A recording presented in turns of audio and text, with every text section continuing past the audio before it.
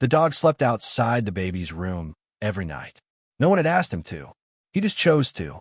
From the moment they brought their newborn daughter home, Max, an 8-year-old black lab, had stationed himself by her door like a silent sentinel. At first, they thought it was cute, then comforting, and eventually it became routine. Every night, after the baby was tucked in, Max would curl up outside her room, place his head between his paws, and stay there until dawn. He didn't move. He didn't bark. He simply watched. Sarah and Jake, new parents to baby Ella, loved Max like their firstborn. He had been with them through college, marriage, and now parenthood. Max had always been gentle, calm, and unshakably loyal. But on one particular night, something changed.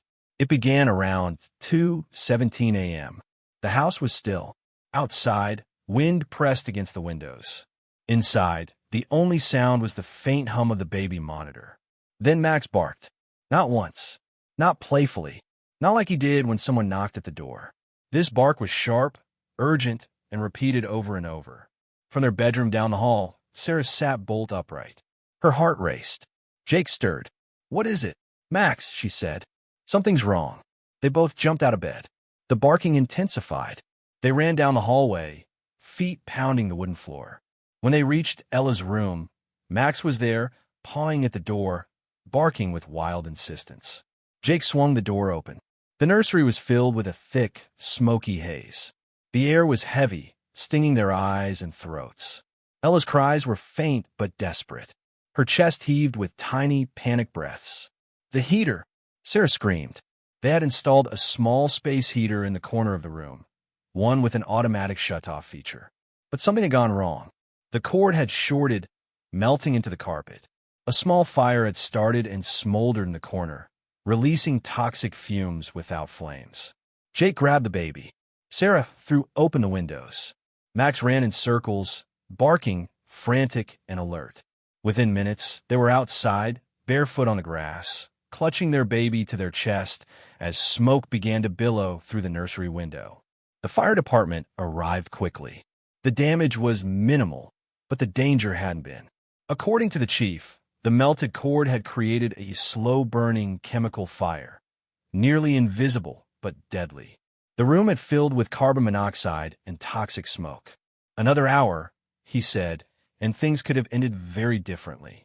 Sarah sat on the porch, shaking. Ella was in her arms, wrapped in a blanket. Max lay beside her, panting softly, his eyes flicking from her face to the baby. She reached down, buried her hands in his thick fur, and began to cry. "You saved her," she whispered. The days that followed were quiet, solemn, and full of reflection. Every time Sarah looked at Max, she remembered the sound of his bark that night, the panic, the urgency, the refusal to be ignored. He had never barked like that before, and he never did again. The fire inspector confirmed what they feared.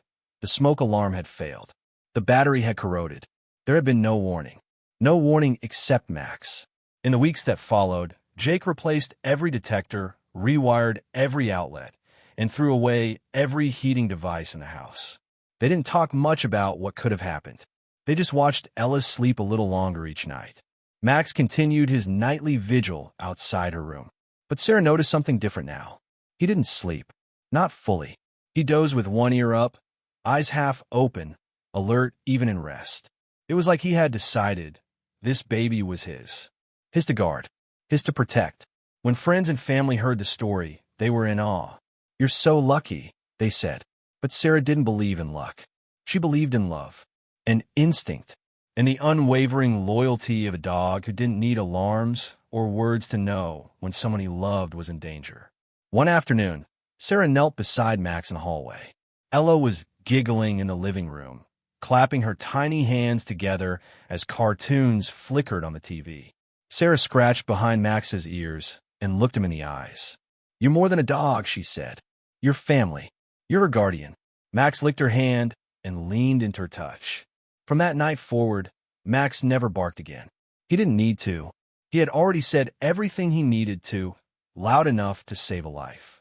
And maybe that's what makes some dogs so extraordinary. They don't need to speak. They just act, swiftly, selflessly, without hesitation.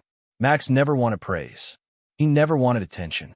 All he ever wanted was to keep his family safe. And he did. So if you have a dog who waits outside your child's room, who watches from the corner, who stays close without being asked, maybe, just maybe, they're watching over someone they love more than life itself. Because not all heroes wear capes. Some of them wear collars and sleep in hallways.